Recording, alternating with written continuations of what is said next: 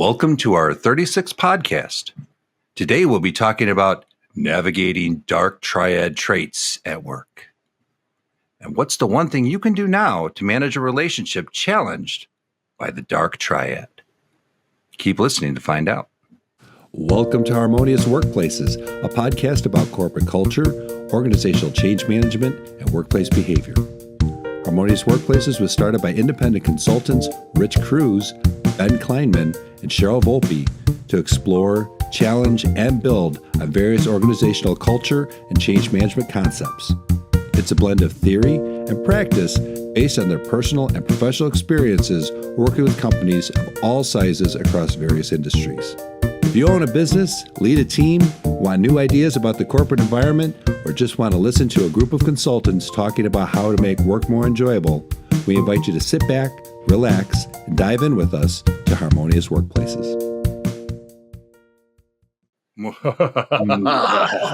Hello, Harmonious Workplaces listeners. We are very happy to see you today. And I'm joined today on my name. Let's try that again. I completely blew that. And my mustache is falling off. And okay, here we go. Woo. Okay. All right, here we go.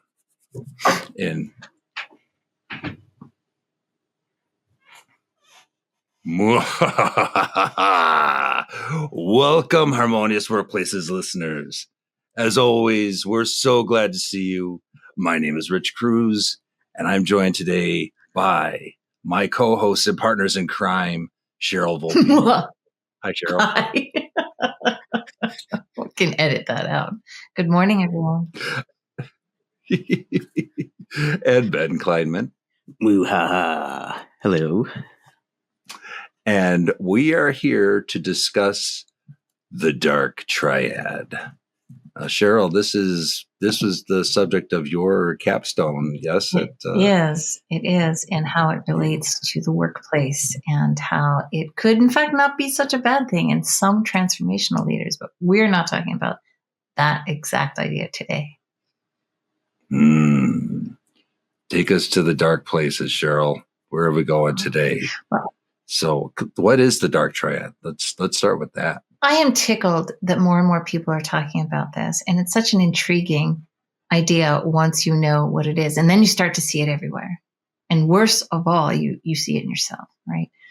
These are called subclinical personality traits. They are interconnected, but they are not the same. And there are three, as expected with the triad. They are narcissism, Machiavellianism, and psychopathy. And you will see how they are overlapping but distinct in that narcissism tends to be presented by people who have a very self-centered approach to everything that they do. They have a grandiose... They have no idea what you're talking about. They have an attraction to grandiose language and behavior. And they have a distinct lack of empathy for others in a variety of situations. Machiavellianism is distinctly identified as, could be strategic, but tends to lean into manipulation of others for self-gain. And psychopathy is a callousness, also indicated by a intense lack of empathy and very little showing of remorse or guilt. Thanks, Cheryl. Yeah, I think we hear this, and it's triggering because we can identify that in so many different workplace situations. And maybe sometimes in ourselves. Sure. And it's easy to rationalize, this might be out of necessity, or we're just adapting, or we're especially clever because we have a certain level of skills that can benefit ourselves in situations above others.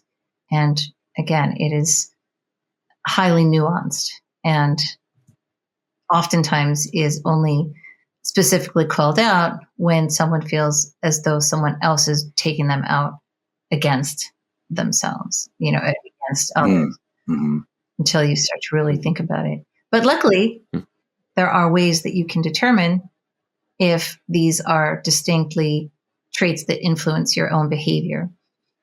An obvious one, of course, is assessments. We'll get into a couple of different types of those in a little while. That's yeah. great. And most of them are free and online. And the results could indicate that you might need to crank it up a notch and seek actual professional help or counseling. But the free online tests are kind of fun. Using a little bit of mad science to figure out our dark triad traits. That's right. That's right. Other ways, just, training in your emotional intelligence, your self-awareness, self-reflection. Can you be honest with yourself about the way you're handling situations, the way you're engaging the people around you? Does it come up often that you seem selfish, remorseless, callous, manipulative? Other ways to wonder with yourself is just what are your motivations? What is the goal that drives you to influence others? Is it influence for the positive, for the benefit of others, for the overall team? Or is it even harmonious workplaces can have a evil day. A little bit like a bow tie. It almost looks like the Pringles can. For those who aren't watching, we've got these mugs that have the logo of Harmonious Workplaces on it. And we've taken one of these silly stick-on moo-ha-ha mustaches and put it on our faces. And then Rich has also put it on his mug.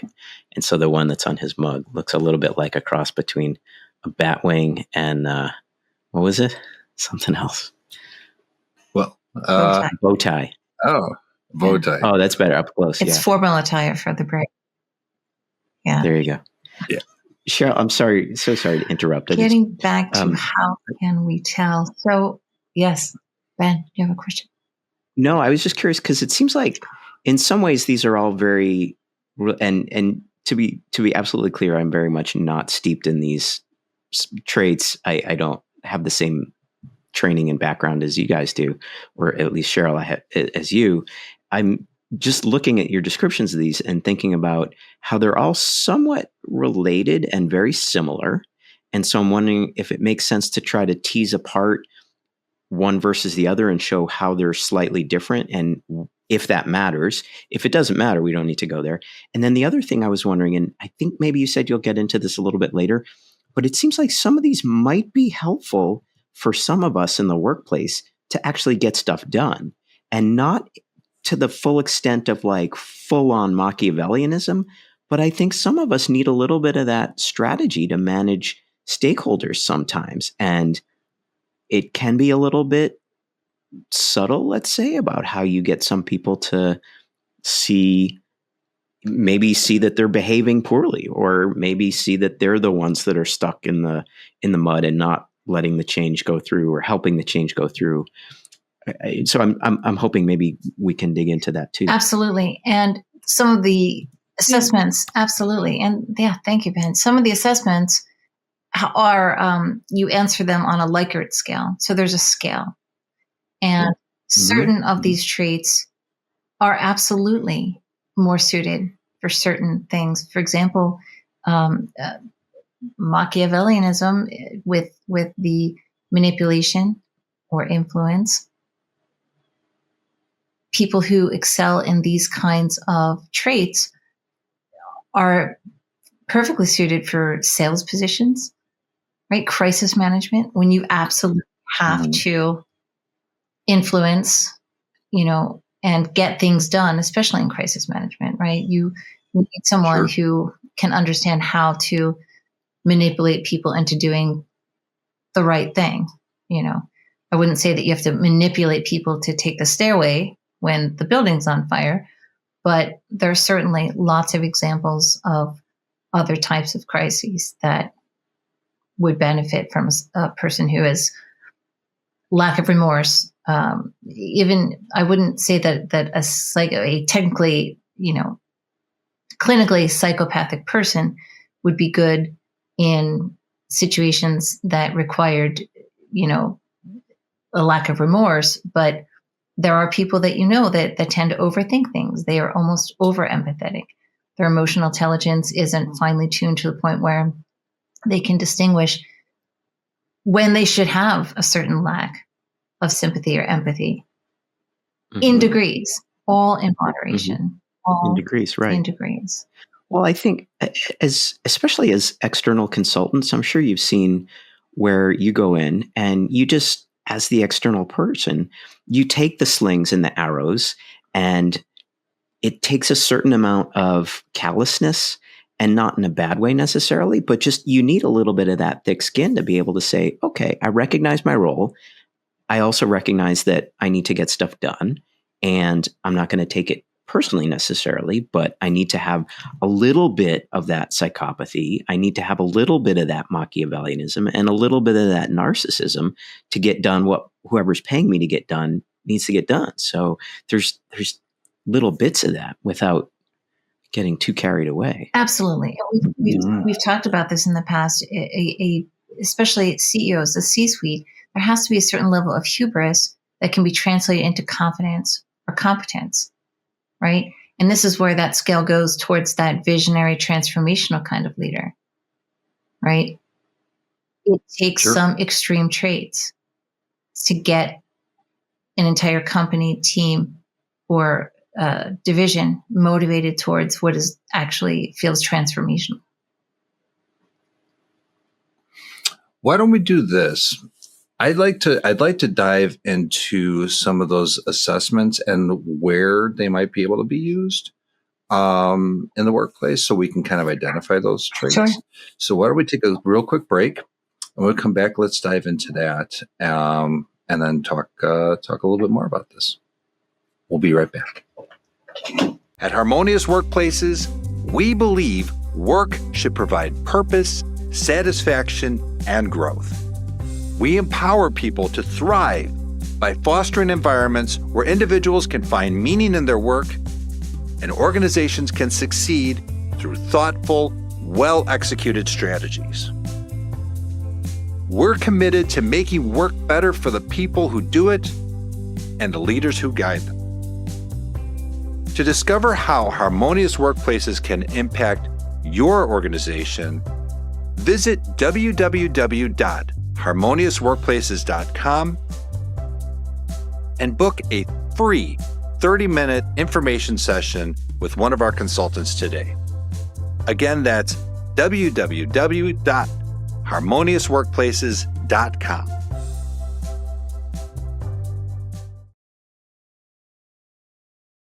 And we're back. Gratuitous. And we've been talking.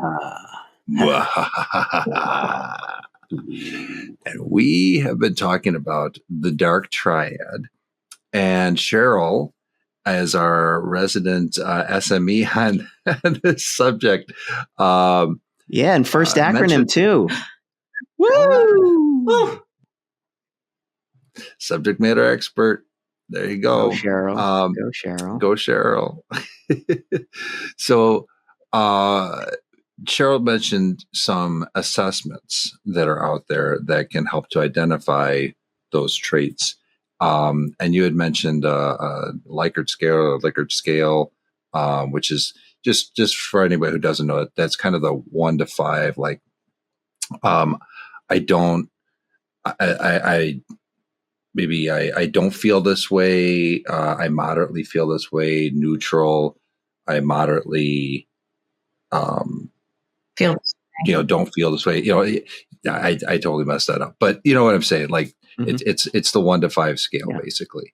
So it helps to, it's usually presented in a qualification method. Like it's not presented as a quantifiable situation to the test taker, but in the end, it helps us to have some statistical analysis because it does translate to a number. It adds a little nuance, so you're not saying yes or no, but you've got some options Right. there, and then cumulatively, it gives us some apples to apples.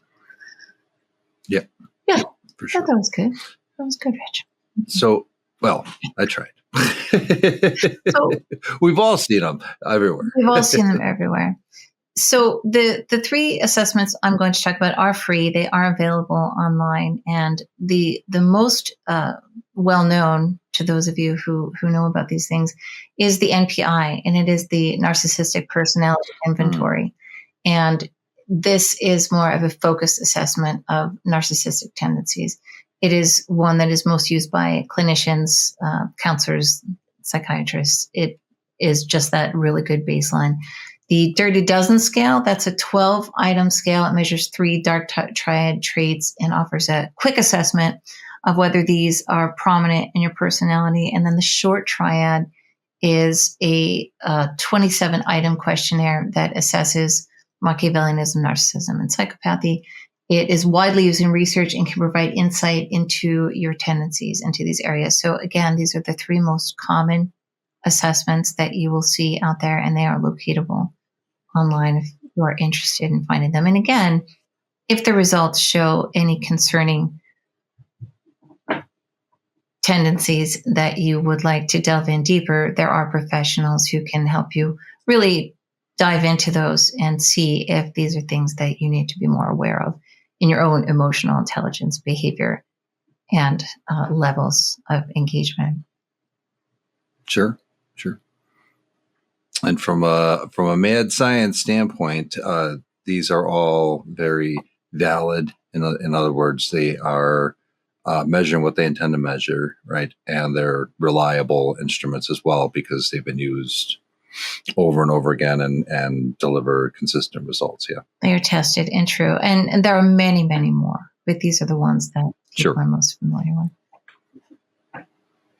I'm sure you guys have seen where companies will run a survey or they'll test, I guess, send a lot of folks or maybe just folks on a project team to get tested and not for these necessarily, but for other types of personality traits so that they can understand each person on a team is going to have a certain personality and how should we all relate to each other and have some sort of very productive kind of team interactions, knowing that certain people like information certain ways, or some people need to sort of think and cogitate before they answer, all that stuff.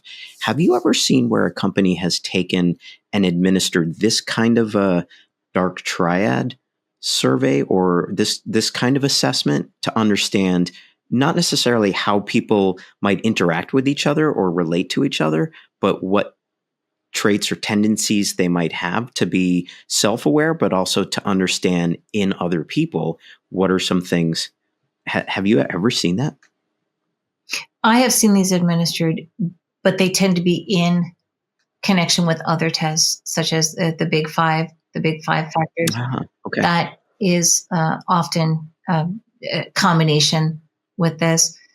C-suite leadership development will have these augmented with things like the Hogan's personality trait scale. And but the Big Five is often combined with these. Mm-hmm. That makes sense. Yeah. That makes sense. Yeah. And just to clarify, the Big Five measures openness to experience, conscientiousness, extroversion, agreeableness, and neuroticism. And some, instead of neuroticism, people tend to use emotional stability, which is the opposite side of that part of it. But and that's so I've seen that. In fact, Harmonious Workplaces has a available small plug, but we have available a Big Five based assessment that we can administer, and it's interesting that some of those traits, some of these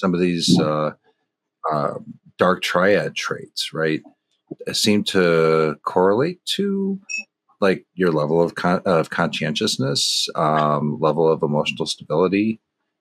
Is that fair to say? Absolutely. And like any psychological profile, right? Your ability to handle change, to handle disruption, to handle stress, to handle conflict. These are all a part of all of our skills assessments and personality temperaments, really.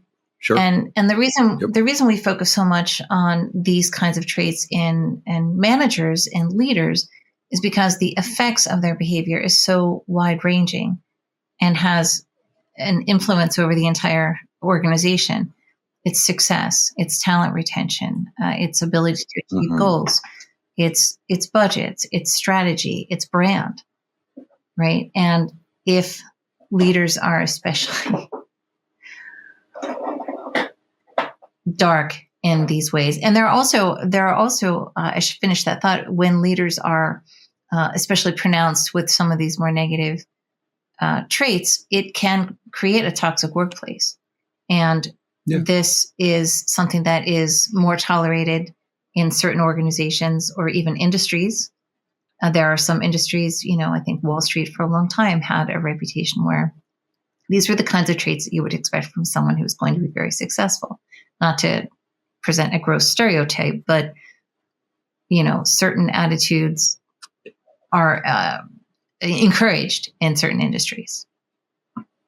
Certainly, yeah. I mean, look at all the '80s movies and who the either the rich villain was, or even some of the more successful heroes were. There was often some degree of these three traits present, in all right. of that. So. And then you have Office Space, right? So we have this complete schmuck of a boss, and in order to triumph and tolerate that situation, it took the spell of the main character to go through a period of complete and total lack of empathy, concern, or care. And then what happened? He excelled, right? Sure. Well, right. In the end, yes. I mean, their scam did not work, but there was his well-being improved. Heads and above his miserable existence before that change overwhelmed him. But he found peace and well-being through a detachment to any concern, care.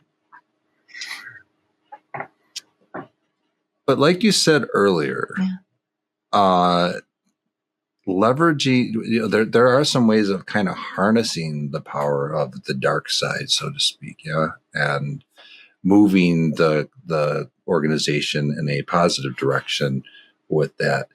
Could we maybe come back after a quick break and then kind of talk about some of that, so we can maybe bring something actionable to the audience? Sounds great. Love it. Okay. We'll be right back. Dysfunctional organizational cultures and poorly managed transformations can devastate employee morale and motivation, leading to disengaged employees, poor work quality, and the loss of your best people. The impacts to your organization include high costs, low productivity, and wasted resources. At Harmonious Workplaces, our purpose is to help you build the best workplace possible. We are advisors applying proven organizational development and industrial organizational psychology methodologies to help you become your best organization. We are doers, using time-tested principles to help you execute organizational change initiatives smoothly and successfully. To discover how Harmonious Workplaces can impact your organization, visit www.harmoniousworkplaces.com and book a free 30-minute information session with one of our consultants today. Again, that's www.harmoniousworkplaces.com.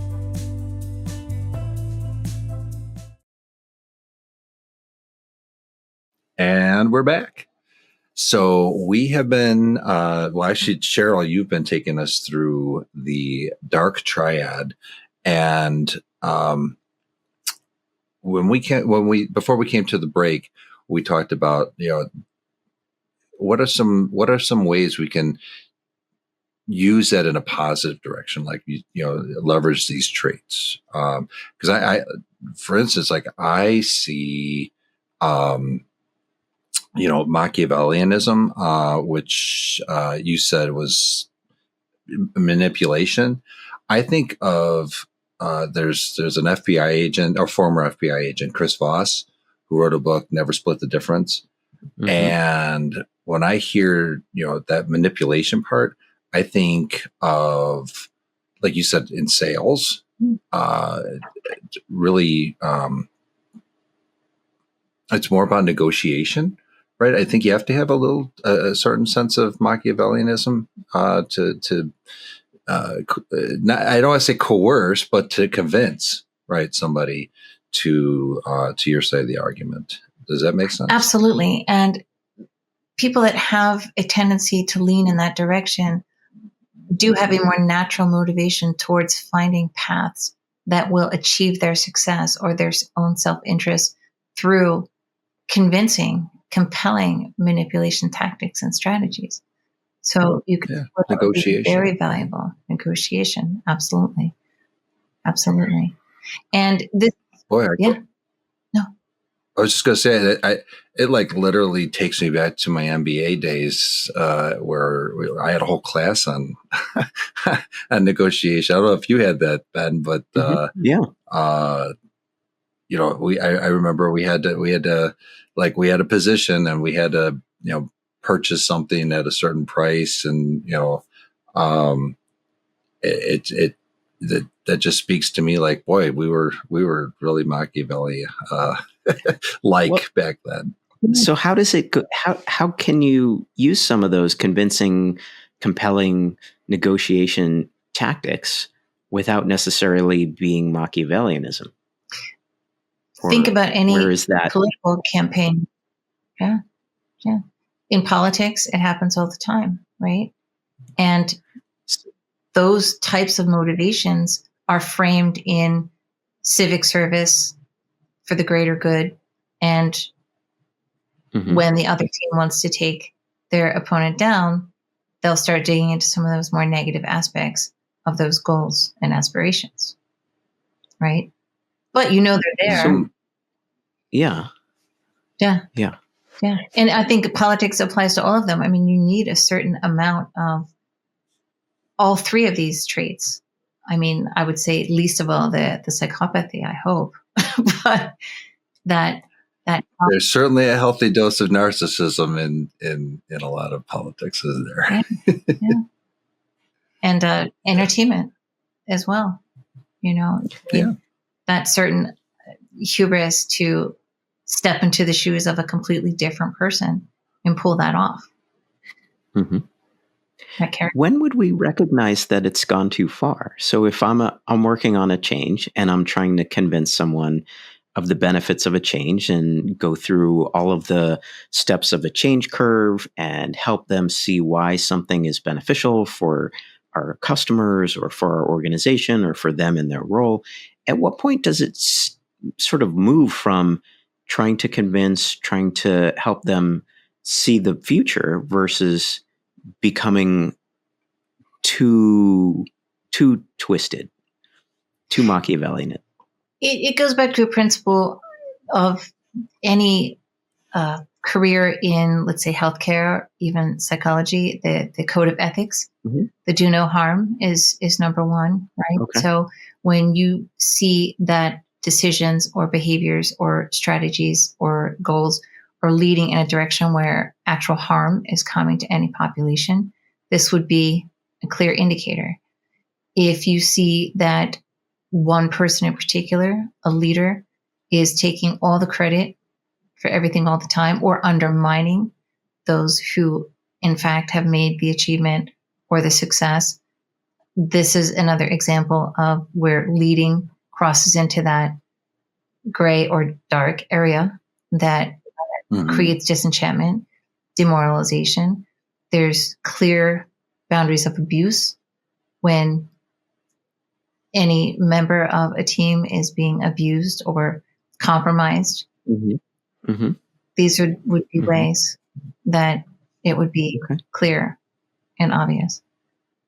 And when leaders are in a power position and they are exhibiting these kinds of behaviors, and their teams are expressing this kind of harm, this is where we get Sure. into some of the ideas that we were going to talk about, where, if you've got a successful leadership team and you don't necessarily want to lose that talent for the good sides, there are a series of things that can be done within an organization. Leadership training that includes emotional intelligence training, right?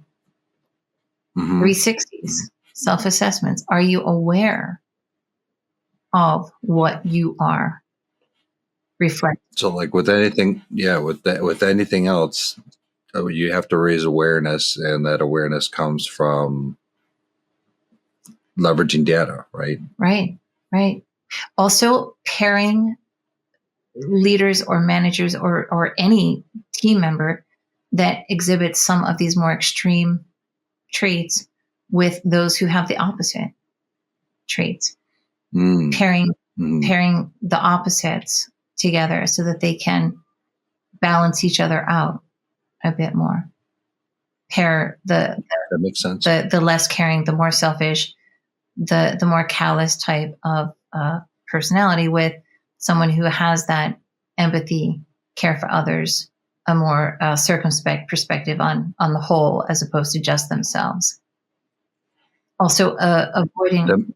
That makes sense. I mean, that definitely speaks to some of the concerns that are in the popular literature, as well as the research that's out there on leveraging DEI, right? Having more diversity, equity, and inclusion in the workplace, so that we don't have could you imagine groupthink among people with with these traits, right? That can go awry pretty fast. It can go awry very, very fast when you have groupthink. So, and I'm pointing to the fact that we're all wearing pasted on mustaches that people can't. Yes, right. Yeah. This is our, If you're listening, you don't see this. This is our harmless version of groupthink. I suppose that's right. One other thing I would like to say that sounds like it might be more difficult than some of the others, but this idea of fostering accountability. And it's very much in league with the things we talk about often on our podcast, which is how do you have a learning culture, right? Fostering accountability is a concentrated effort by all leadership. And it doesn't just have to be leadership, but we only talk about leadership because they have such wide encompassing effects across an organization. But this idea that not so much that you're being watched or monitored all the time, but this idea that if you do something that crosses a line, there will be accountability for it. In the same way, if you do something that is especially positive or successful or worth, that is deserves accolades, this will also not go unnoticed. And if these can both be part of a culture, that can go a long way with preventing some of these darker personality traits from crossing lines into a toxic environment where people feel disengaged and hopeless with a lack of agency because of these types of leaders. Sure. Yeah. When I hear foster accountability, my mind goes to coaching, which is it certainly has been a certainly not a fad. It's been a trend for the last 2 decades, and that seems to be a big component of whether you're in a one-to-one coaching environment or a group coaching environment, that there is this level of accountability, not just to these tasks and things that leaders need to do, but also to how they behave and manage their teams. So that's certainly very valid. Sure. And it's very Machiavellianism. It is a sign of Machiavellianism to exactly what you're saying. An individual might exploit a team's weaknesses by shifting blame during a project failure, making sure that they appear like they are the only ones who are competent in that situation. Where it can get a little a gray area would be that, we talk about you can form micro alliances within a team to influence the rest of the team for change, right? To what extent does that cross over into the kinds of we're talking about, where you are convincing an organization or a team or a person that this change is necessary? We talk about sharing information, communication, keeping that clear. Where is your why? Which almost automatically ensures that accountability. What is the why? But not always. Sure. Right.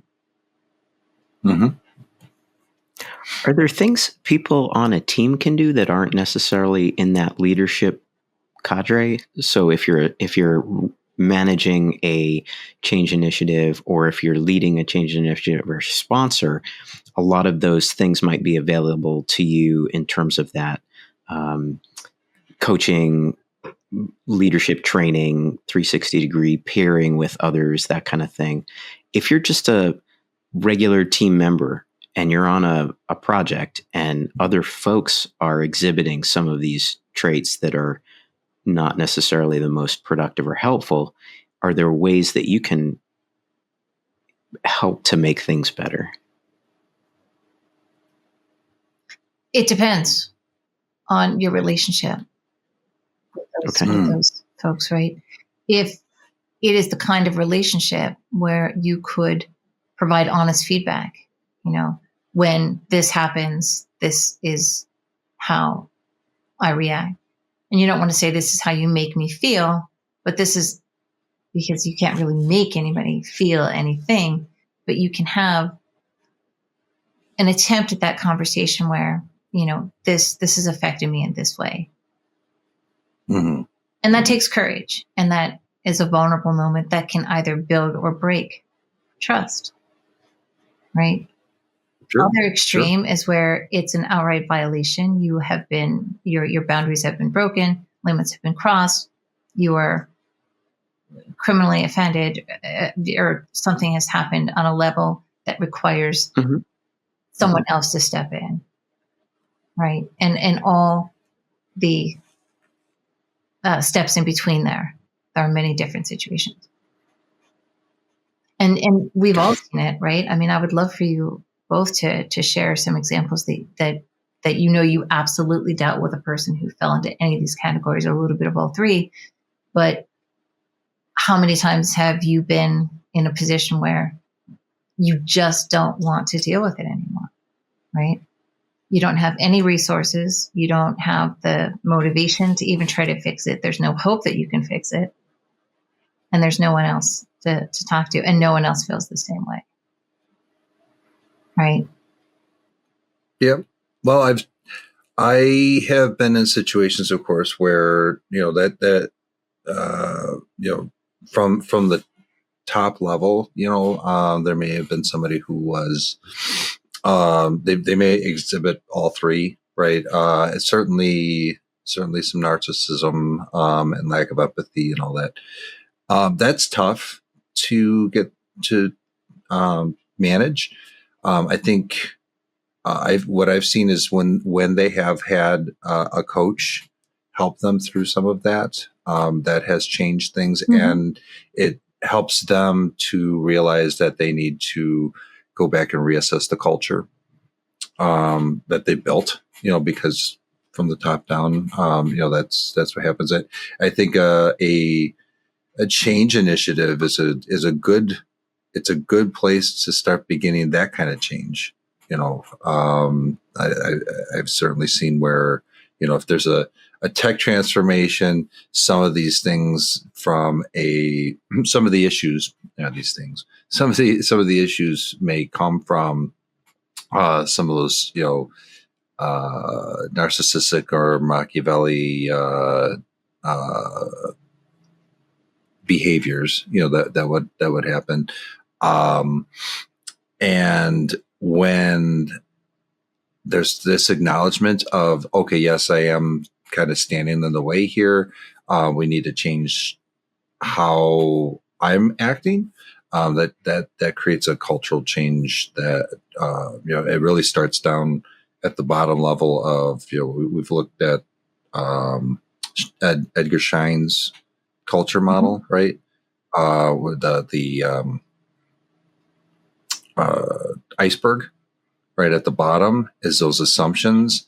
Then there's the values, and then there's the artifacts and the outward behaviors, What you right? see. It's like when we have to really go back and take a look at that foundation, those underlying assumptions, and then the values.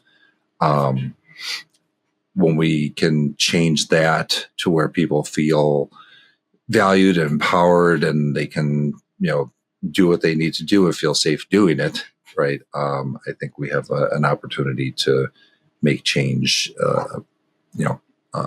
facilitate change, and make a more resilient organization. Right. And what's exciting about what you're talking about there, Rich, is that the idea of the science is coming into the workplace. Think about the personality assessments that are given sometimes as part of an application process.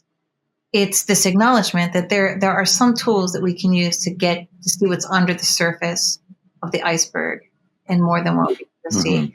Some people call it invasive. Some people feel like it's crossing a line, but it also helps understand what talent, I think it helps keep the one bad apple, right, from getting under the fence, right? I'm sure it's been used against me too. I will never know. But it can happen that these assessments need to be taken in context with other things.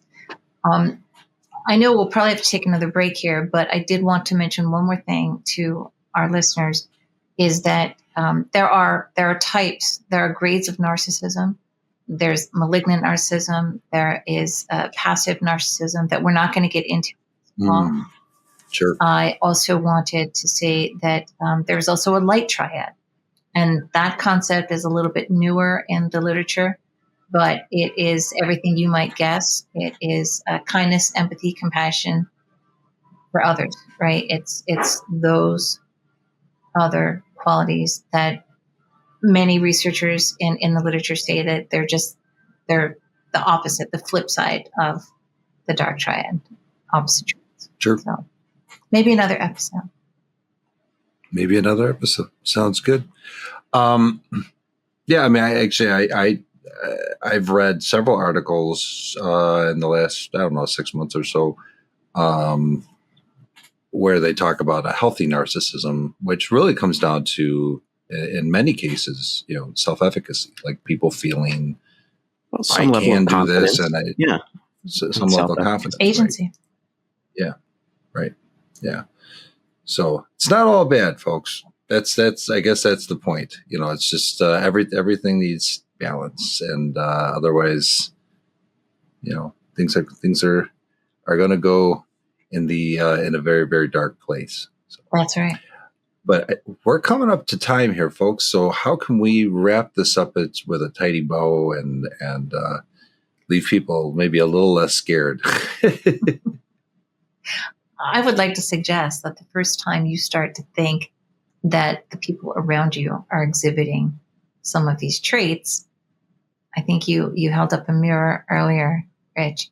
You really do need to start with yourself, and you really do need to dig deep and do some of that internal self-awareness work and say, where am I coming from that I'm interpreting it and interpreting it this way? And could I be putting out some signals that have made this situation evolve?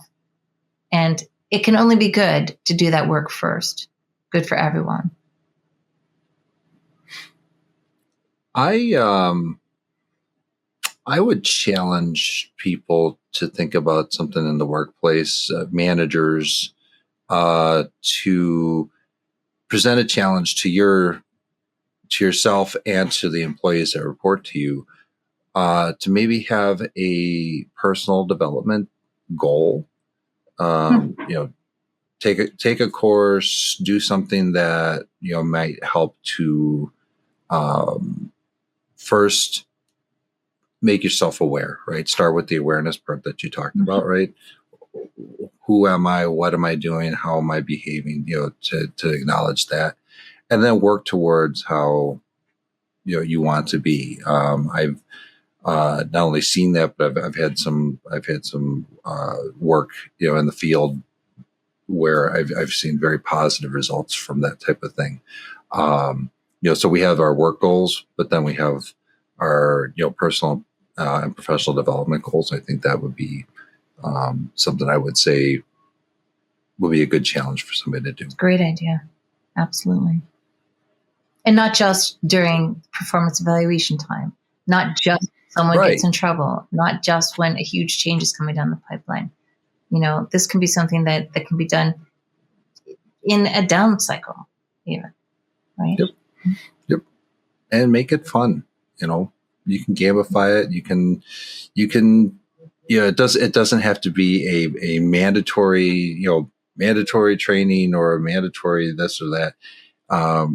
Let them craft what what do they want to do and how can they get it there. Just make sure it aligns with, the value and culture of the company. As they say, what culture eats strategy for breakfast. Isn't that the term? That's great. That's great.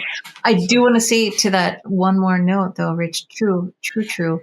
When a company, and we talked about this in the past too, a company, that's why the vision and values and value proposition and the guidelines, the ethical guidelines, what that represents within a culture can be relied on to reinforce those more positive traits in a time of crisis when things are looking dark because of some negative personality traits coming out. Mm-hmm. They enforce accountability too. Yeah, accountability is certainly key, and I think that goes along with some of the goal setting that we talk about a lot, in our talks. Yep. Very good. All right. Well, that wraps up today's episode on the Dark Triad. One more mustache twirl. Wow. And until we meet again, make change your friend.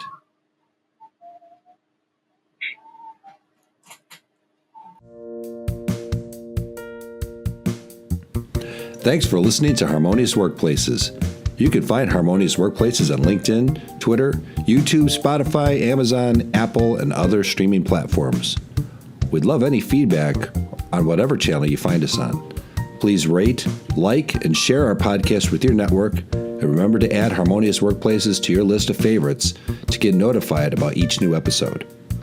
To contact Rich or Cheryl, please visit www.workbalanceconsulting.com. To connect with Ben, find him on LinkedIn or visit at www.harborsidestrategy.com.